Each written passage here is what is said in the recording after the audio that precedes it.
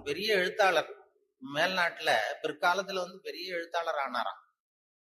அவருக்கு சின்ன வயசுல படிக்கும் பொழுது ஒரு கட்டுரை எழுத சொல்லியிருக்கிறார் வாத்தியார்.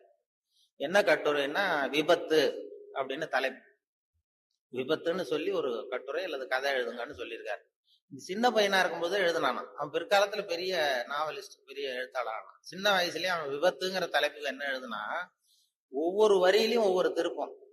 அதாவது ஒரு 10வது மாடியில ஒருத்தன் வெள்ளை அடிச்சுக்கிட்டு இருந்தான் அப்படின்னு எழுதுறான். 10வது மாடியில வெளிப்பக்கமா நின்றுட்டு ஒருத்தன் வெள்ளை அடிச்சுக்கிட்டு இருந்தான். துரதிருஷ்டவசமாக அந்த வெள்ளை அடிச்சவன் கால் தவறி கீழே விழுகிறான், விழுந்துகிட்டு இருக்கான். அதிர்ஷ்டவசமாக அந்த நேரம் சாலையில் ஒரு வைக்கோல் வண்டி வந்து கொண்டிருந்தது. அடுத்த வரி. அடுத்தது, துரதிருஷ்டவசமாக அந்த வைக்கோலின் நடுவே ஒரு கடப்பாறை சொருகியிருந்தார்கள்.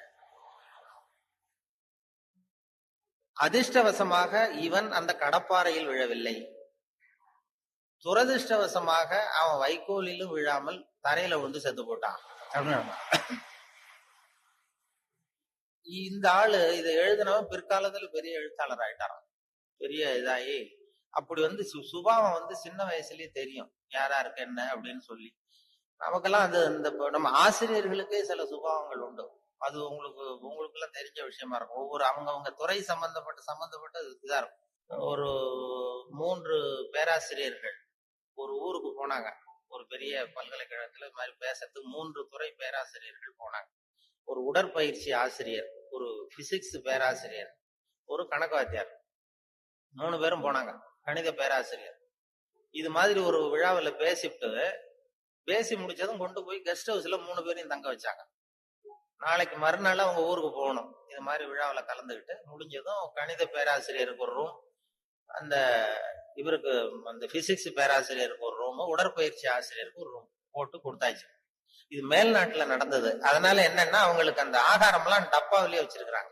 அந்த டப்பாவில டின்னு ஃபுட்டுங்கிறாங்கல்ல, அது மாதிரி டின்னுல அடைச்சி அவங்க ரூம்ல வேண்டிய ஆகாரம் எல்லாம் வச்சு கொடுத்துட்டாங்க. கொடுத்து கொண்டு போய் விட்டு வந்துட்டாங்க. அந்த வந்துட்டு மறுநாள் காலையில எழுந்திருச்சார் இந்த ஆர்கனைசர். அப்பதான் அவருக்கு அப்படியே பதறி போயிட்டாரு. ராத்திரி அந்த 3 பேராசிரியர்களுக்கும் 3 டப்பாவில உணவு கொடுத்தோம், ஆகாரம். அது திறக்கிறதுக்கான கருவியை கொடுக்காம வந்துட்டோம்.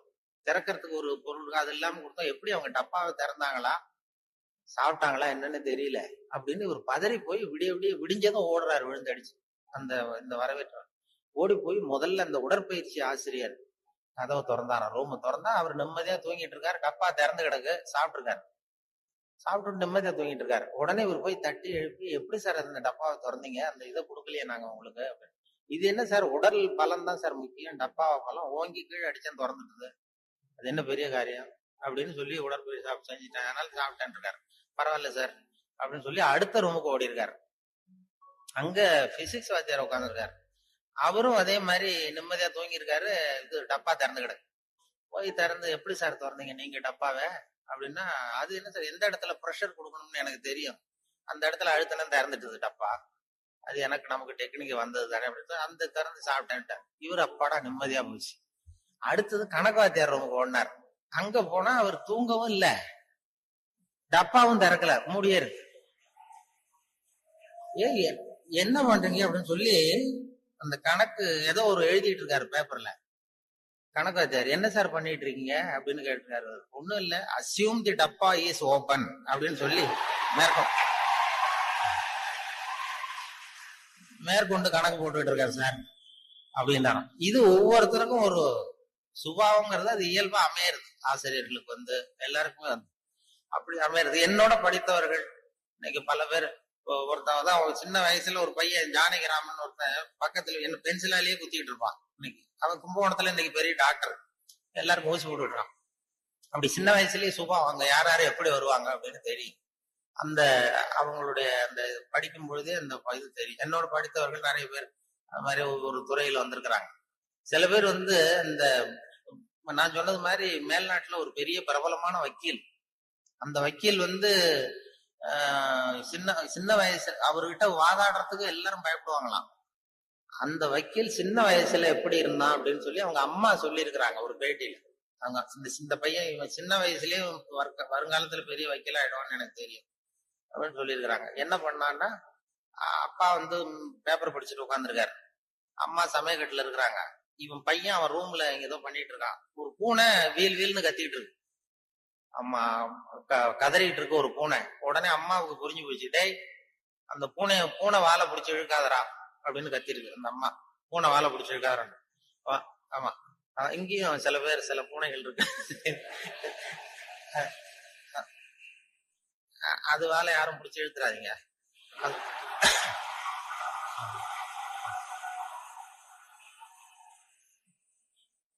பூனை வாழை பிடிச்சிருக்காருன்னு அந்த அம்மா கத்திருக்கு. அப்ப அவன் சொன்னானா, அம்மா நான் வந்து பூனை வாழை பிடிச்சி இழுக்கல, பூனை தான் அது வாழை பிடிச்சி இழுத்துக்கிட்டு இருக்குன்றான்.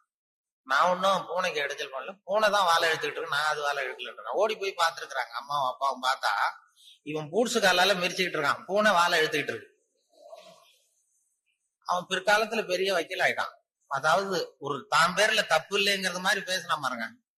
அவங்க அம்மா வந்து சொல்லிருக்கு. இப்படி அது சின்ன வயசுல அவங்கவுங்களுக்கு அந்த இது இருக்கும். சில பேருக்கு ஆராய்ச்சி விஞ்ஞான மனோபாவம் வந்துடும். விஞ்ஞானம் சில பேர் சின்ன வயசுலயே ஒருத்தன் மூஞ்சில ஒருத்தன் குத்திட்டு இருப்பான். சின்ன இளம் வயசுலயே ஒருத்தன் மூஞ்சில ஒருத்தன் குத்திட்டு இருப்பான். அவங்க எல்லாம் பிற்காலத்துல சட்டசபைக்கு வரலாம். சட்டசபைக்கு வந்து பெரிய தான் மட்டும் வாழ்ந்தா போதும் அப்படின்னு நினைக்கிறவங்க உண்டு. தானும் வாழணும், அடுத்தவங்களும் வாழணும் அப்படின்னு நினைக்கிறவங்களும் உண்டு. முதல்ல சொன்ன வகையை சேர்ந்த மனிதர்கள் எப்படி தெரியுமா? எப்படியாவது தான் மட்டும் வாழ்ந்தால் போதுங்கிற நினைப்பு தான் எப்பவும் அவங்களுக்கு இருக்கும். தங்களுடைய வளர்ச்சிக்கு எது தடையா இருந்தாலும் சரி, யார் தடையா இருந்தாலும் சரி, அதை அழிச்சுட்டு தான் மறுவேலை பார்ப்பாங்க. அவங்க எல்லாம் பாவ காரியங்களுக்கு தயங்குறதே இல்லை. அப்படிப்பட்ட வாழ்க்கை அவங்களுக்கே இடைஞ்சல அமைஞ்சு விடுறது உண்டு. அதை விளக்கறதுக்கு ஒரு கதையும் உண்டு. ஒரு ஊர்ல அப்படிப்பட்ட ஆள் ஒருத்தன் இருந்திருக்கான். நிறைய பாவங்களை செஞ்சவன். அதன் காரணமா நரகப்படுகொழியில விழுந்துட்டான். நரகப்படுகொழிங்கிறது ஒரு பெரிய கிணறு மாதிரி. ஏற்கனவே பாவம் செஞ்சவங்க நிறைய பேர் அதுல விழுந்து கிடக்குறாங்க. உள்ள ஏகப்பட்ட சத்தம், எல்லாம் அந்த பாவாத்மாக்கள் போடுற சத்தம். இப்போ விழுந்தானே, இவனும் சத்தம் போட்டான். இவன் போடுற சத்தம் கொஞ்சம் அதிகமா கேட்டுது. இந்த கிணத்துக்கு பக்கத்துல புத்தர் உட்கார்ந்துருக்கிறார். அவர் காதுல இவன் போடுற சத்தம் விழுந்தது. உடனே அந்த கிணத்தடிக்கு போனார், குனிஞ்சு பார்த்தார். சாமி என்ன காப்பாத்துங்க அப்படின்னு கத்தனா இவன். புத்தர் அவனை கொஞ்சம் கவனிச்சு பார்த்தார். மனித சமுதாயத்துக்கு அவன் என்னென்ன கெடுதல் பண்ணிருக்கிறாங்கிற விவரம் எல்லாம் அவர் மனக்கண்ணுல தெரிஞ்சது. அவருக்கு எல்லாம் புரிஞ்சு போச்சு. இருந்தாலும் அவனை காப்பாத்துறதுக்கு ஏதாவது வழி உண்டா அப்படின்னு யோசிச்சார். அவன் தன்னுடைய வாழ்நாள்ல ஏதாவது நல்லது செஞ்சிருக்கானா அப்படின்னு பார்த்தார். ஒரே ஒரு சமயம் அவன் தன்னுடைய காலடியில மிதிபட இருந்த சிலந்தியை மிதிக்காமல் தாண்டி போயிருக்கிறான். இந்த ஒரு காரியத்துக்காக அவனை கரையேற்ற முடியுமா அப்படின்னு நினைச்சார். அவ்வளவுதான். உடனே அவர் கையில ஒரு சிலந்தி வந்து உட்கார்ந்துதான். அதுகிட்ட இருந்து நூல் இழை வெளிவர ஆரம்பிச்சது. அந்த நூல் இழை கிணற்று ஆழம் வரைக்கும் அப்படியே நீண்டுகிட்டே போச்சான். புத்தர் பார்த்தார். இந்த நூலை பிடிச்சுக்கிட்டு மேலே ஏறி வா அப்படின்னார். என்னங்க சொல்றீங்க, இந்த சிலந்தி நூல் என்ன தாங்குமான்னு கத்துனான். எல்லாம் தாங்கும், அதை பிடிச்சுக்கிட்டு ஏறி வா அப்படின்னார். சந்தேகத்தோடவே அவன் அந்த நூல் இழைய பிடிச்சி இழுத்து பார்த்தான். ரொம்ப வலுவா இருந்தது. அவனுக்கு ஆச்சரியம். அதை பிடிச்சிக்கிட்டே மெதுவா மேல ஏறி வர ஆரம்பிச்சுட்டான். பாதி தூரம் ஏறி வந்திருப்பான். அப்ப அவன் காலுக்கு கீழே ஏதோ சத்தம். என்னன்னு குனிஞ்சு பார்க்கறான். கீழே கிடந்தவங்க சில பேரும் அந்த நூலை பிடிச்சி மேல வந்துகிட்டு இருக்கிறாங்க. இவனுக்கு கோபம் வந்துட்டுது. தன்னுடைய இடுப்புல வச்சிருந்த கத்தியை எடுத்து தன்னுடைய காலுக்கு கீழே நூல் இழைய அப்படியே வெட்டி விட்டுட்டான். இனிமே நாம மட்டும்தான் மேலே ஏறி வந்துடணும் அப்படின்னு நினைச்சுக்கிட்டான். ஆனா நடந்தது என்ன தெரியுமா? மொத்த நூல் இழைய அப்படியே அருந்து கீழே விழுந்துட்டுது. அவனும் பொத்துன்னு கீழே விழுந்துட்டான். மறுபடியும் கத்த ஆரம்பிச்சுட்டான். ஏற்கனவே அவன் செஞ்சிருந்த ஒரு சிறு கருணை அந்த நூல் இழைக்கு உறுதியை கொடுத்தது. இப்போ அவன் செஞ்ச பாவம் அந்த நூல் இழைய வலுவிழக்க செஞ்சுட்டுது. அடுத்தவங்களும் வாழணுங்கிற எண்ணம் அவனுக்கு இருந்திருந்தா இப்ப அவனும் கரையேறி வந்திருப்பான், மற்றவங்களும் சௌக்கியமா வந்து சேர்ந்திருப்பாங்க. அதனால நாமும் வாழணும், அடுத்தவங்களும் வாழணும் அப்படின்னு நினைக்கிறவன் வாழ்க்கையில சீக்கிரம் முன்னுக்கு வந்துருவான். ஒருத்தன் ஒரு டாக்டர் கிட்ட போனான், மருந்து வாங்கினான். வாங்கி கொண்டாந்து பேசாம வச்சுட்டான், சாப்பிடல. அப்புறம் எதுக்காகப்பா போய் அவர்கிட்ட மருந்து வாங்கினேன் அப்படின்னு கேட்டாங்க. டாக்டர் வாழணும் இல்லையா, அதனாலதான் அப்படின்னா. அவர் கொடுத்த மருந்தை நீ ஏன் சாப்பிடல அப்புறம் அப்படின்னு கேட்டாங்க. நான் வாழணும் இல்லையா, அதுக்காக தான் அப்படின்னா. அடுத்தவங்களுக்கு உதவணுங்கிற குணம் இன்னைக்கு ரொம்ப குறைஞ்சு போச்சு. ஒருத்தன் வாழைப்பழத்தோல் வழுக்கி கீழே விழுந்துட்டான். பக்கத்துல இருந்த நண்பன் உடனே இவனை தூக்கிக்கிட்டு போய் ஆஸ்பத்திரியில சேர்த்துட்டான். அதுக்கப்புறம் சொன்னான், நீ அந்த வாழைப்பழத்தோல்ல காலை வைக்க போறத முன்னாடியே நான் கவனிச்சுட்டேன் அப்படின்னு நானா. அப்படின்னா அப்பவே நீ எனக்கு உதவி செஞ்சிருக்கலாமே அப்படின்னு அவன். நான் டாக்டருக்கு உதவலாம்னு நினைச்சுட்டேன் அப்படின்னா. அவர் ஒரு பெரிய குடும்பத்துல பிறந்தவர். இருக்கிற சொத்துக்கள் எல்லாத்தையும் வாரி வழங்கி விட்டு காட்டுக்கு புறப்பட்டார் தவம் செய்யறதுக்காக. இருந்தது பூராவும் கொடுத்துட்டார். இனிமே எதுவுமே இல்லை கொடுக்கறதுக்கு. அப்போ கடைசியா ஒருத்தன் வந்து கையை நீட்டினானா, ஐயா ஏதாவது கொடுங்கன்னு இருக்கான். அவரு பார்த்தார், கட்டியிருக்கிற வேட்டியை தவிர வேற எதுவுமே இல்லை. 8 முழம் பட்டு வேட்டி, ஜரிகை கரையோட இருக்குது. கடைசியா அதை தான் எடுத்துக்கிட்டு அவர் புறப்பட்டு இருக்கார். அவரு பார்த்தார், எதிரில் அவன் பரிதாபமா நின்றுட்டு இருக்கிறான். அந்த 8 முழ வேட்டியை 2ஆ கிழிச்சார். 4 முழத்தை அவங்கிட்ட கொடுத்தாரு. மீதி 4 முழத்தை தன்னுடைய இடுப்புல கட்டிட்டு அவர் காட்டுக்கு போயிட்டார்.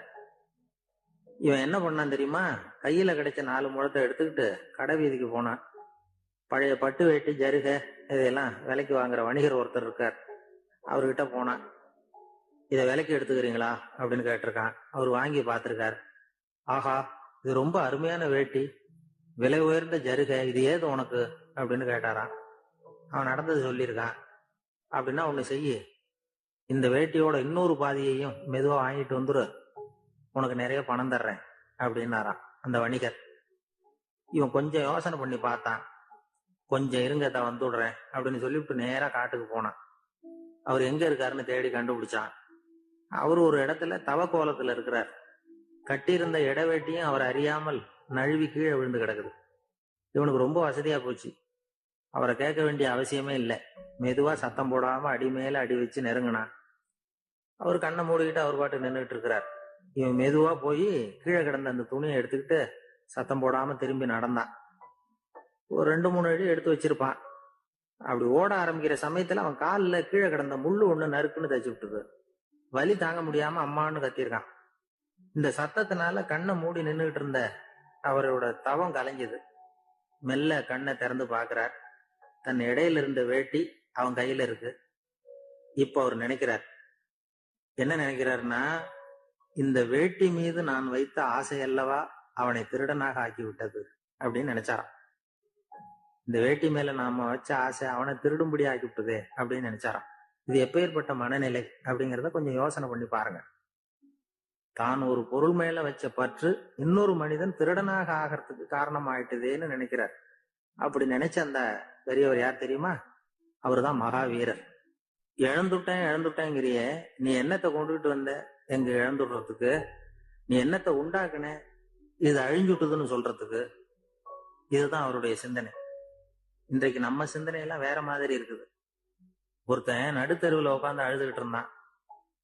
அந்த வழியா ஒருத்தர் ஏன்பா அழறேன்னு கேட்டாராம். 5 ரூபா சார், இந்த இடத்துல விழுந்துட்டுது, ரொம்ப நேரமா தேடுறேன், கிடைக்காது போல இருக்கு அப்படின்னு சொல்லிவிட்டு அழறான். எப்போ தொலைஞ்சதுன்னு கேட்டாராம் அவரு. அது எனக்கு தெரியாது சார், பணத்தை தொலைச்சவன் தேடி பார்த்துட்டு போயிட்டான், நான் அவனுக்கு பின்னாடி தேட வந்தவன் அப்படின்னு நானா இவன். ஒரு ஊர்ல ஒரு பெரிய செல்வந்தர் இருந்தார். பணத்துக்கு பஞ்சம் இல்லை. அதனால இந்த உலகத்துல முடியாத காரியம் எதுவும் இல்லைன்னு நினைச்சார். பணம் இருந்தாலே அந்த நினைப்பு தானா வந்துடும். அதனால இவரும் அப்படி நினைச்சதுல ஒன்றும் தப்பு இல்லை. அந்த ஊருக்கு குருநானக் ஒரு தடவை வந்தார். அவருக்கு இந்த செல்வந்தர் ரொம்ப பிரமாதமா ஒரு வரவேற்பு கொடுத்தார். ஊர் எல்லையிலேயே எங்க வீட்டுக்கு வந்து விருந்து சாப்பிட்டுட்டு போகணும்னு கேட்டுக்கிட்டார். அவரும் சரின்னு ஒத்துக்கிட்டார். உடனே தன்னுடைய பங்களாவில் ஒரு பெரிய விருந்துக்கு ஏற்பாடு பண்ணார். குருநானக் அழைச்சிட்டு வீட்டுக்கு போனார், உட்கார வச்சார். ஐயா, நான் இந்த ஊர்லயே ரொம்ப பெரிய வசதி உள்ளவன், என்னால எல்லாம் முடியும், உங்களுக்காக நான் என்ன செய்யணும்னு சொல்லுங்க, எதுவா இருந்தாலும் பரவாயில்ல, எவ்வளவு செலவானாலும் பரவாயில்ல, என்னால செய்ய முடியும், என்ன செய்யணும்னு சொல்லுங்க, அது போதும், நான் செய்யறேன் அப்படின்னு நான் ரொம்ப பணிவா. இதை கேட்டதும் குருநானக் சிந்திச்சார் கொஞ்ச நேரம். அதுக்கப்புறம் தன்னோட சட்ட பைக்குள்ள கையை விட்டு ஒரு பழைய ஊசி ஒண்ணு எடுத்தார். அந்த செல்வந்தர்கிட்ட கொடுத்தார். இத பாருங்க, இவ்வளவு தூரம் நீங்க கேட்கறதுனால சொல்றேன், எனக்கு நீங்க செய்ய வேண்டிய உதவி இதுதான். ஊசிய கையில வாங்கிக்கிட்டு இதை என்ன செய்யணும் சொல்லுங்க அப்படின்னாரு அவரு. நீங்க செய்ய வேண்டியது என்னன்னா, இந்த ஊசிய பத்திரமா வச்சிருக்கணும். நாம 2 பேரும் இறந்து போனதுக்கு பின்னாடி இன்னொரு உலகத்துல நாம சந்திக்கக்கூடிய வாய்ப்பு இருக்குது. அப்ப இந்த ஊசியை என்கிட்ட கொண்டாந்து கொடுக்கணும். இதுதான் நீங்க எனக்காக செய்ய வேண்டிய உதவி அப்படின்னார் குருநானக் லேசா சிரிச்சுக்கிட்டே. இத கேட்ட உடனே இந்த பெரியவர் முழிக்க ஆரம்பிச்சிட்டார். அது எப்படிங்க, நான் சாகிறப்ப எப்படி இந்த ஊசியை எடுத்துக்கிட்டு இன்னொரு உலகத்துக்கு வர முடியும்னார். ஊசி மாதிரி ஒரு சின்ன பொருளை கூட இந்த உலகத்தை விட்டு நாம போறப்ப எடுத்துட்டு போக முடியாதுங்கிறப்போ உங்களோட செல்வத்தை எல்லாம் எப்படி அங்க எடுத்துட்டு வர போறீங்க அப்படின்னு கேட்டார் குருநானக். அதுக்கப்புறம் தான் அந்த பெரியவர் யோசிக்க ஆரம்பிச்சாராம். குருநானக் சொல்றார், இத பாருங்க, நாம செய்யற நல்லது கெட்டதுதான் கடைசி வரைக்கும் நம்ம கூட இருக்கும். அடுத்தவங்க நல்லா இருக்கணுங்கிறதுக்காக பொருளை செலவு செய்யணும். அப்படி செய்யலைன்னா எந்த பிரயோஜனமும் இல்லை அப்படின்னார். அதுக்கப்புறம் தான் அந்த செல்வந்தரின் அறிவு கண் திறந்துதான். உடனே குருநானக்க வணங்கினார். ஐயா, என்கிட்ட இருந்த ஆணவம் போயிட்டுது. இனிமே என்கிட்ட இருக்கிற செல்வத்தை நல்ல வழியில செலவழிப்பேன் அப்படின்னாராம். நம்ம கிட்ட இருக்கிற பணம் எப்பவும் நம்ம கூடவே வந்துகிட்டு இருக்காதுங்கிறதுக்கு இது ஒரு உதாரணம். அதுக்காக நாம பணம் சேர்க்கறத பத்தி கவலைப்பட வேண்டியதில்லை, பேசாம படுத்து தூங்கிட்டு இருந்தா போதும் அப்படின்னு இதுக்கு அர்த்தம் பண்ணிக்க கூடாது. முறையான வழியில பணம் சேர்க்கணும், அதை முறையான வழியில செலவு பண்ணணும். அதனால ஏற்படக்கூடிய மன நிறைவு இருக்கு பாருங்க, அது அனுபவிச்சவங்களுக்கு தான் தெரியும். சொர்க்கத்துக்கு போறவங்க இங்க இருந்து பணத்தை எடுத்துட்டு போக முடியாது. ஆனா நம்ம செல்வத்தை இங்க மத்தவங்களுக்கு பயன்பட செய்து அதனால ஏற்படுற புண்ணியம் இருக்கு பாருங்க, அதை எடுத்துட்டு போக முடியுமா. இதுதான் ஆன்மீகவாதிகள்லாம் சொல்ற கருத்து. ஜான் நியூட்டன் ஒருத்தர், அவரு சொன்னார், நான் எப்பவாவது சொர்க்கத்துக்கு போய் சேர்ந்தேன்னா அங்க 3 அதிசயங்களை பார்ப்பேன்னார். என்னன்னு கேட்டாங்க. நான் யார் யாரு இருக்க மாட்டாங்கன்னு நினைச்சுக்கிட்டு இருந்தானோ அவங்கள சில பேர் அங்க இருப்பாங்க, அது ஒரு பெரிய அதிசயம்னார். சரி, அடுத்தது என்ன? 2வது அதிசயம் என்னன்னா, அங்க இருப்பாங்கன்னு நான் எதிர்பார்த்த சில பேர் அங்க இருக்க மாட்டாங்க அப்படின்னார். சரி, 3வது பெரிய ஆச்சரியம் என்ன அப்படின்னா, நான் அங்க இருக்க பாருங்க, அதுதான் அந்த 3வது அதிசயம் அப்படின்னாராம். ஒரு ஊர்ல ஒரு ஆள் இருந்தான். அவன் ஒரு நாள் கோயிலுக்கு போனான். கடவுள்கிட்ட வேண்டிக்கிட்டான், எனக்கு ஒரு 1,00,000 ரூபாய் நீ கொடுத்தா நான் உன் சன்னதியில ஒரு தேங்காய் உடைக்கிறேன் அப்படின்னு வேண்டிக்கிட்டான். கடவுள் பார்த்தார். உடனே அவன் கண் முன்னாடி தோன்றினார். இந்தா நீ கேட்ட 1,00,000 ரூபாய் அப்படின்னு சொல்லி அவன் கையில பணத்தை கொடுத்துட்டு மறைஞ்சிட்டார். இவனால நம்பவே முடியல. இவ்வளவு சுலபமா கிடைக்கும்னு தெரிஞ்சிருந்தா அனாவசியமா ஒரு தேங்காய் உடைக்கிறேன்னு வேண்டி இருக்க வேண்டியது இல்லையே அப்படின்னு நினைச்சான். இருந்தாலும் வேண்டுதலை நிறைவேற்ற வேண்டியது கடமை. அதுக்காக என்ன பண்ணா, பக்கத்துல ஒரு கடைக்கு போனான். ஒரு தேங்காயை கையில் எடுத்தான். இது என்ன விலைன்னு கேட்டான். 5 ரூபான்னார் கடையில இருந்தவர். அதிகமா இருக்குதே விலைன்னா. அப்படின்னா ஒண்ணு செய்யுங்க, அடுத்த ஊருக்கு போங்க, அங்க தென்னந்தோப்பு அதிகம், அதனால அங்க இதை விட குறைஞ்ச விலைக்கு கிடைக்கும் அப்படின்னார். சரின்னு அடுத்த ஊருக்கு கிளம்புனான். அங்க போய் விசாரிச்சான். ஒரு தேங்காய் 3 ரூபாய் விலைன்னாங்க. இதுவும் அதிகமா தெரியுதேன்னா. அப்படின்னா ஒண்ணு செய்ய, அதோ அந்த ஆத்து ஓரமா ஒரு தென்னை மரம் இருக்கு பார், அதுல நீயே ஏறி பறிச்சுக்கோ, ஒரு தேங்காய்க்கு 1 ரூபா கொடுத்தா போதும் அப்படின்னார் அந்த தோப்புக்கு சொந்தக்காரரு. இவனுக்கு மரம் ஏற தெரியாது, இருந்தாலும் ஆசை யார விட்டுது, விலை சல்லிசா இருக்குதே.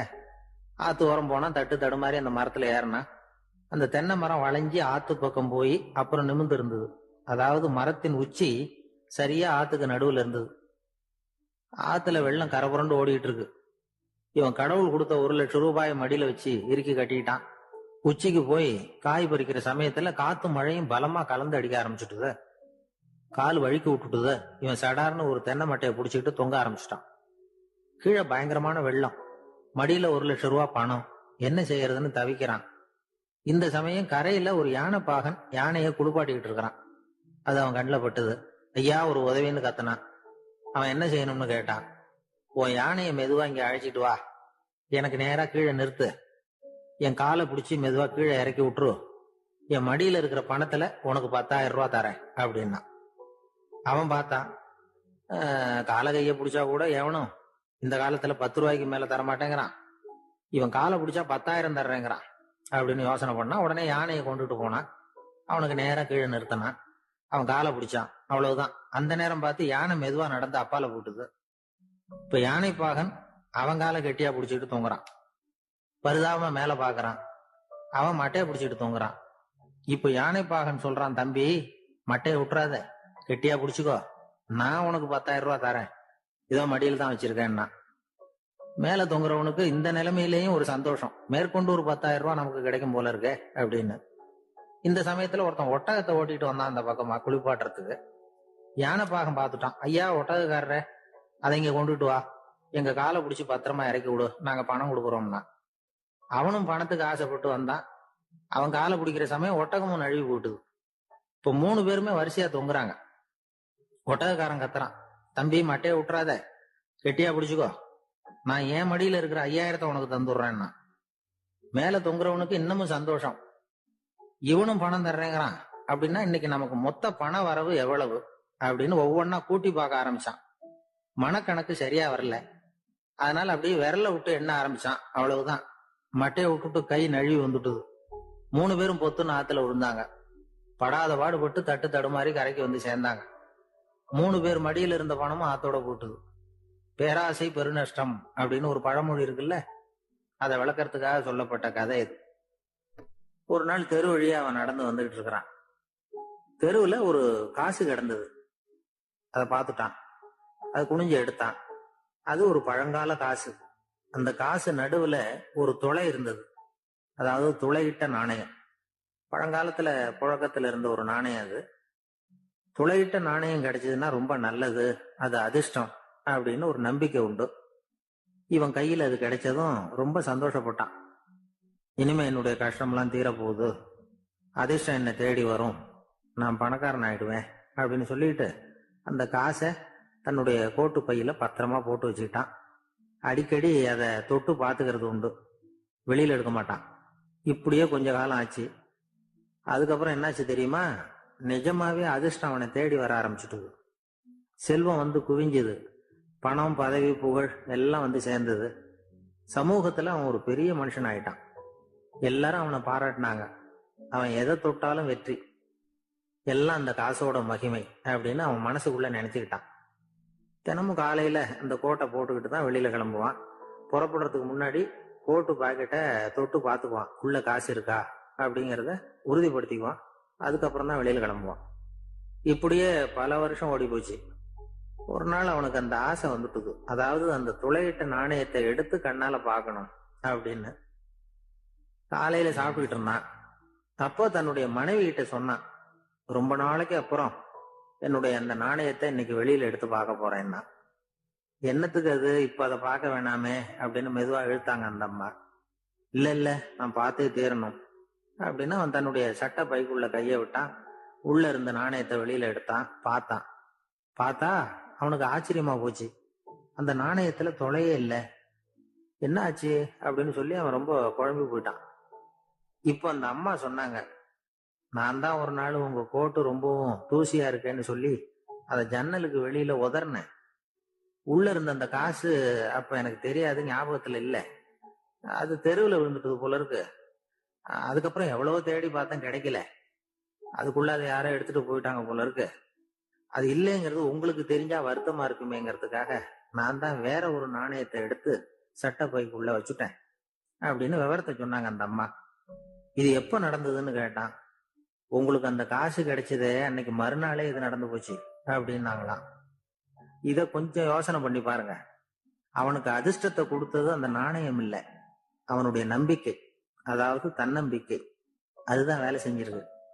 இதுல இருந்து நாம தெரிஞ்சுக்க வேண்டியது என்னன்னா, வாழ்க்கையில முன்னேற நினைக்கிறவங்களுக்கு தன்னம்பிக்கை ரொம்ப முக்கியம்.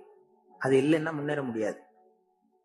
ஒருத்தன் சொன்னானா, நான் எப்பவுமே என்னதான் சார் நம்புவேன், மத்தவங்கள நம்ப மாட்டேன்.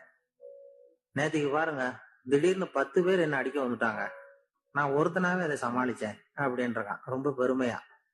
அது எப்படின்னு கேட்டாங்களாம். ஒரே ஓட்டமா அங்க இருந்து ஓடி வந்துட்டேன் அப்படின்னு. ஏன்னா இதய நோய் வந்து இன்னைக்கு வராதவர்கள் 2 பேருக்கு வர்றதில்லை. ஹார்ட் அட்டாக் வராத குரூப் யாருன்னா நரிக்குறவர்களுக்கு இது வரைக்கும் வந்ததே கிடையாது இதய நோய். வாழ்க்கையை ரொம்ப லேசா எடுத்துக்கிறவங்க அவங்க. அவங்களுக்கு வெற்றியும் சந்தோஷத்தை தரும், தோல்வியும் சந்தோஷத்தை தரும். அது இப்போ எங்க ஊர்ல எல்லாம் அந்த துப்பாக்கி சுடுறதுக்கு, இந்த வேட்டைக்கு துப்பாக்கி வச்சிருப்போம் எங்க ஊர் பக்கம் அந்த காட்டுல. அது நரிக்குறவர் சுடுவாங்க. கூட்டமா பறந்து போறப்ப சுட்டா ஒரு பறவை விழுந்ததுன்னா சந்தோஷப்படுவார், துள்ளுவார். அதே மாதிரி தப்பிச்சு போனாலும் சொல்லுவார், ஆஹா எவ்வளவு அருமையா போகுதுன்னு. நமக்கு தான் பயமா இருக்கும், ஐயோ ஒரு குண்டு வேஸ்ட் ஆயிடுது. அதனால நரிக்குறவர்களுக்கு வர்றது இல்லை. அதே மாதிரி இன்னொரு குரூப்புக்கு ஹார்ட் அட்டாக் இது வரைக்கும் வந்ததில்லை. மருத்துவ உண்மை யாருன்னா பைத்தியக்காரனுக்கு வந்ததே கிடையாது. பைத்தியக்காரங்களுக்கு இது வரைக்கும் ஹார்ட் அட்டாக் வந்ததில்லை. ஏன்னா அவங்க எதுவாக ஆக நினைக்கிறார்களோ அது ஆயிடுறாங்க. அவங்க வந்து இப்ப நான் வந்து இந்த நாட்டுக்கு பிரதம மந்திரி ஆகணும்னு நினைக்கிறேன்னா நான் எந்த கட்சியில சேர்றது, எங்க போறது, எப்படி பண்றதுன்னு நான் டென்ஷன் ஆயிடுறேன். அதாவது என் இருதயத்துக்கு அதிகமா வேலை கொடுக்குறேன். ஒரு துடிப்புக்கும் இன்னொரு துடிப்புக்கும் நடுவுல இருக்கிற ஓய்வு தான் என்னுடைய ஆயுளை நிர்ணயம் பண்ணுது. நான் பிரதம மந்திரி ஆகணுங்கிற ஆவல்ல எனக்கு துடிப்பு அதிகமாக்கி ஆயுளை குறைச்சிக்கிறேன், ஹார்ட் அட்டாக் வந்துருது. ஆனா ஒரு பைத்தியக்காரன் வந்து பிரதம மந்திரி ஆகணும்னு நினைக்கிறான்னு வைங்க, அவன் ஆனதாவே நினைச்சிடுறான். அவனுக்கு வந்து முயற்சி தேவைப்படாது. எதுவாகணும்னு நினைக்கிறானோ அது ஆயிடுறான். ஒரு சினிமா நடிகர் ஆகணும்னு பைத்தியம் முடிச்சதுன்னா நான் தான் ரஜினிகாந்த் அப்படிம்பா. அதாவது அது மாதிரி ஆயிடும். அந்த எதுவா அந்த மன அளவுல அந்த நிறைவு வந்துடுறதுனால அவங்களுக்கு இதய நோய் வர்றதில்லை. இது அவங்கள்ட்ட இருந்து நாம கத்துக்க வேண்டியதுதான். அதனாலதான் எதையும் லேசா எடுத்துங்கன்னு சொல்லி இப்ப இந்த காலத்துல எல்லாரும் உபதேசம் பண்ண ஆரம்பிச்சுட்டாங்க. அதாவது இப்ப சித்த சுவாதீனத்துடன் கூடிய பைத்திய தன்மையுடன் வாழ கற்றுக்கொள்ளுங்கள் அப்படிங்கிறது இந்த காலத்து மனிதர்களுக்கு சொல்லப்படுகிற உபதேசம். சித்த சுவாதீனத்துடன் கூடிய பைத்திய தன்மையுடன் வாழ கற்றுக்கொள்ளுங்கள் அப்படின்னா அது என்ன பைத்தியத்தன்மை சித்த சுவாதீனம்னா, நாம சித்த சுவாதீனமா இருக்கணும். இன்னொருத்தர் பைத்தியக்காரத்தனமா பேசினா ஒத்துக்கணுமா? இப்போ உங்க வீட்டுல அல்லது உங்க நண்பர்கள்ட்ட யார்ட்டையோ கேக்குறீங்க, 8ஐயும் 3ஐயும் பெருக்குனா என்னன்னு கேக்குறீங்க. 8ம் 3ம் பெருக்குனா 23ன்னு சொல்றாருன்னு வைங்க, உடனே நீங்க சண்டைக்கு போகக்கூடாது. தப்பு, நீ சொல்றது தப்புன்னு சண்டை போகக்கூடாது. பரவாயில்ல, நீ 23ன்னு நினைச்சிருக்க, நான் 24ன்னு நான் எனக்கு சொல்லி கொடுத்துருக்காங்க. சரி, உங்க வாத்தியார் அப்படி சொல்லி கொடுத்துருக்காரு, எங்க வாத்தியார் அப்படி சொல்லி கொடுத்துருக்காரு, ஒண்ணுதானே வித்தியாசம். அது வாய்ப்பாட்டுல எத்தனையோ எடிஷன்லாம் இருக்கு இல்லையா, அதனால பரவாயில்ல அப்படின்ட்டு போயிடணும். இதுதான் சித்த சுவாதீனத்துடன் கூடிய 24 தான் உண்மைங்கிறது தெரியும் நமக்கு, சரிங்கிறது. 23ஐயும் சரின்னு ஒத்துக்கிறோம் பாருங்க, அததான் சித்த சுவாதீனத்துடன் கூடிய. அப்படி இருக்கிறவங்களுக்கு இதய நோய் வராதான். அது வந்து துல்லியம்ங்கிறது அதுல வேணும். அதாவது ஒரு ஒரு மாணவன் வந்து படிச்சுட்டு இன்டர்வியூ போனான், ஒரு பேங்க் உத்தியோகம். அங்க கேள்வி கேட்டாங்க, 8ஐயும் 3ஐயும் பெருக்குனா என்னப்பான்னு. அவன் சொன்னா 8ஐயும் 3ஐயும் பெருக்குனா 23ன்னு சொல்லிட்டான், வாய் தவறி சொல்லிட்டான்.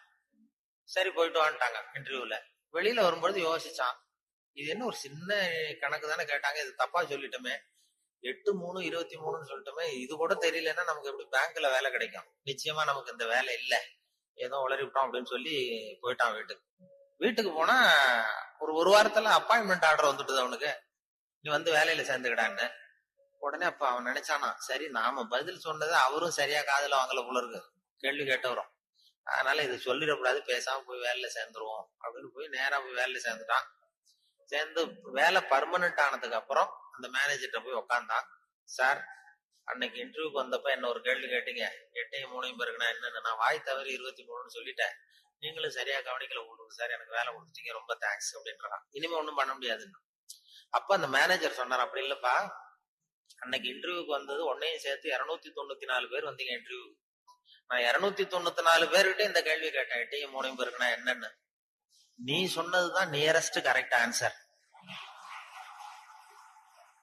நான் அதனாலதான் வேலை கொடுத்தேன், நான் ஒன்னும் தப்பா பண்ணிவிடல அப்படின்னா. அதாவது வாழ்க்கையில வெற்றி பெறணும், இதய நோய் வரக்கூடாது, ஹார்ட் அட்டாக் வரக்கூடாதுன்னு நினைக்கிறவர்கள் நியரஸ்ட் கரெக்ட் ஆன்சரை தான் பார்க்கணும். நியரஸ்ட் கரெக்ட் ஆன்சர் பாக்குற மனோபாவம் வந்து இதயத்தை நல்லா வச்சிருக்கும். ஆனா அறிவியல்ல அப்படி பார்க்க கூடாது. அறிவியல்ல ரொம்ப துல்லியம் அவசியம். உங்க பொறியியல் சம்பந்தப்பட்ட விஷயங்கள்லயோ அறிவியல் சம்பந்தப்பட்டதுல துல்லியம் தான் முக்கியம். அதுல போய் நியரஸ்ட் கரெக்ட் ஆன்சர் பார்க்க கூடாது. வாழ்க்கைங்கிற கணக்குல நியரஸ்ட் கரெக்ட் ஆன்சர் தான் பார்க்கணும். ரொம்ப துல்லியமா எதையும் பார்க்க கூடாது. அறிவியல் வந்து துல்லியம் போச்சுன்னா போச்சு. இப்ப நம்ம ஒரு ராக்கெட் விடுறோம், செவ்வாய் கிரகத்துக்கு விட்டோம், புதன் கிரகத்துல போய் இறங்கிட்டது, பரவாயில்ல ஒரு கிரகம் தானே வித்தியாசம் அப்படின்னு அதுல போய் அப்படி போக கூடாது. செவ்வாய்க்கு எடுத்தது புதன் தானே பரவாயில்ல அப்படி போக முடியாது. அறிவியல்ல துல்லியம் முக்கியம். வாழ்க்கைங்கிற விளையாட்டுல இந்த பர்ஃபெக்ஷன் பார்க்காதீங்கோ. பர்ஃபெக்ஷன் ஒண்ணு உலகத்துல ஒண்ணுமே கிடையாது. பர்ஃபெக்ஷன் நானா என் மனசுல ஒரு உருவத்தை வரைஞ்சிக்க வேண்டியது, படத்தை போட்டுக்கிறது. அதே மாதிரி எதிரில இருக்கிறது இருக்கான்னு நான் பாக்குறேன். நான் உள்ளுக்குள்ள என்ன வரைஞ்சிருக்கணும் அதே மாதிரி இருந்ததுன்னா பர்ஃபெக்ட்னு சொல்றேன். அது இல்லைன்னா அது சரியில்லைங்கிறேன். அதாவது கோளாறு நான் வரைஞ்ச படத்துல இருக்கே தவிர பொருள் இல்லை. உலகத்துல எது எப்படி இருக்கணுமோ அது அப்படிதான் இருக்குது. அழகா இருக்கிற பொருளை நீங்கள் விரும்புவதில்லை, அழகா இருக்கிற பொருளை நீங்கள் விரும்புவதில்லை, நீங்கள் விரும்புகிற பொருள் அழகா இருக்கிறது அப்படிங்கறதா உண்மை. அதனாலதான் ஒரு நீக்ரோவுக்கு அவங்க புள்ள வந்து அழகா இருக்கு, நமக்கு நம்ம பார்வைக்கு வித்தியாசமா தெரியுது. அதனால அந்த அழகுங்கிறதெல்லாம் வாழ்க்கைங்கிற கணக்கெல்லாம் இந்த ரொம்ப துல்லியம் எல்லாம் பார்த்து வாழ்க்கையை வீணாக்கி கொள்ளாதீர்கள்னு சொல்லுவாங்க. ஏன்னா மனிதனுக்கு இன்னும் சரியான விளக்கம் யாருமே கொடுத்தது இல்லை. கிரேக்க அறிஞர்கள் தான் பெரிய அந்த வரைவிலக்கணம் வகுக்கிறதுல ரொம்ப கெட்டிக்காரங்களாம். கிரேக்க அறிஞர்கள் ஒவ்வொன்றுக்கும் டெபனேஷன் வகுக்கிறதுல. அப்போ ஒரு குரூப் அறிஞர்கள் குழு கூடி உட்கார்ந்து மனிதன் என்பவன் யார், மனிதன் அப்படின்னா அதுக்கு என்ன டெபனேஷன், ஒரு வரைவிலக்கணம் வகுக்கணும்னு உட்கார்ந்தாங்களாம். உட்காந்தா எல்லாம் இப்படி ஒவ்வொரு அறிஞரும் ஒரு யோசனை சொல்லியிருக்கிறார். மனிதன் என்பவன் ஒரு 2 கால் பிராணி அப்படின்னு எழுதிடலாம் சார் அப்படின்றது. உடனே எல்லாம் ஏகமனதா எல்லாம் சார் சரியா இருக்கு விளக்கம். மனிதன் என்பவன் 2 கால் பிராணி, சரியா இருக்கேன்,